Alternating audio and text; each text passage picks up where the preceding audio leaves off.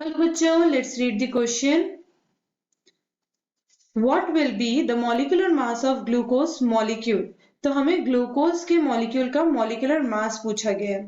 Option 1 342 gram, option 2 180 U, option 3 mass exactly equal to 1/12 of mass of one carbon 12 atom and option 4 both 2 and 3. Okay, तो पहले option में हमें ग्राम में दिया गया है, दैट इज 342 ग्राम, और दूसरा ऑप्शन हमें यूनिफाइड मास में दिया गया है जो कि एटॉमिक मास की यूनिट रहती है. थर्ड है आपके पास mass exactly equal to 1/12 mass of one carbon 12 atom. Carbon 12 atom मतलब आइसोटोप, कार्बन के आइसोटोप की बात की गई है. And fourth option is both 2 and 3. Okay, now to solve this question हमें सबसे पहले की कंसेप्ट पता होना चाहिए इस क्वेश्चन का कि किस कंसेप्ट के बेसिस पे हम इस क्वेश्चन को सॉल्व करेंगे. So the key concept of this question is atomic mass. Atomic mass के बेसिस पे हम इस क्वेश्चन को क्या करेंगे, सॉल्व करने की कोशिश करेंगे. किसी भी एटम का जो मास होता है, और एटम का मास हम कहां से निकालते हैं, the sum of protons and neutrons. Sum of protons and neutrons से हम किसी भी एटम के मास को क्या करते हैं, पता करते हैं. ओके, सो हमारे पास वैल्यूज हैं एटॉमिक मास की. लेकिन अब इस क्वेश्चन में प्रोसीड होने से पहले हमें मॉलिक्यूलर मास फाइंड आउट करना है. तो हमें पता होना चाहिए what is molecular mass. Molecular mass find out कैसे करेंगे? Molecular mass is simply a sum of masses of all the atoms in a molecule.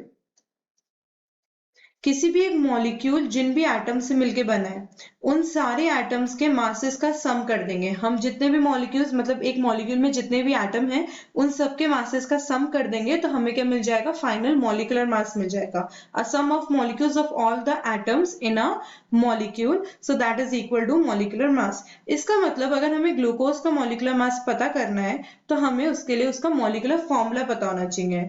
So glucose का जो मॉलिक्यूलर फॉर्मूला होता है that is C6H12O6. C6H12O6. Okay, अब इसमें से हमारे पास तीन एटम है, एक कार्बन है हमारे पास, एक हाइड्रोजन है और हमारे पास क्या है, एक ऑक्सीजन है. अब इन तीनों के मासेस को सबसे पहले देखेंगे.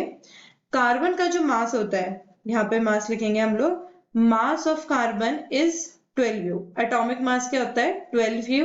हाइड्रोजन का एटॉमिक मास कितना होता है, 1U. एंड ऑक्सीजन का जो एटॉमिक मास होता है दैट इज 16U. ठीक है, ये तो एक एटम का मास है.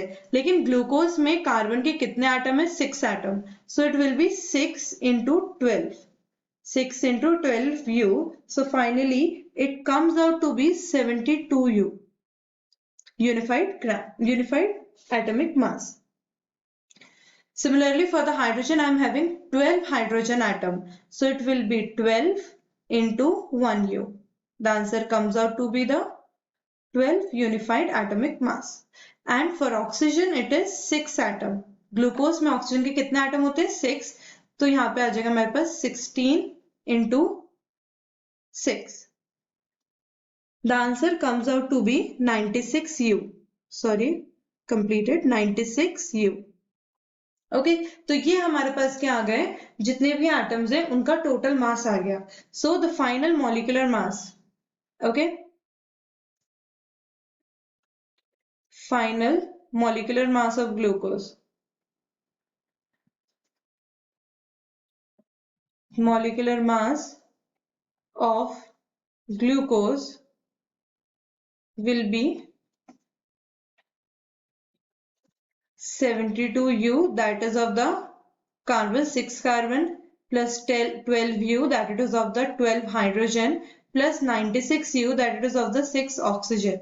So finally it comes out to be 180U. जब हम इन तीनों को प्लस करेंगे तो हमारे पास फाइनल आंसर आएगा 180U, unified mass. So let's see, do we have this an option?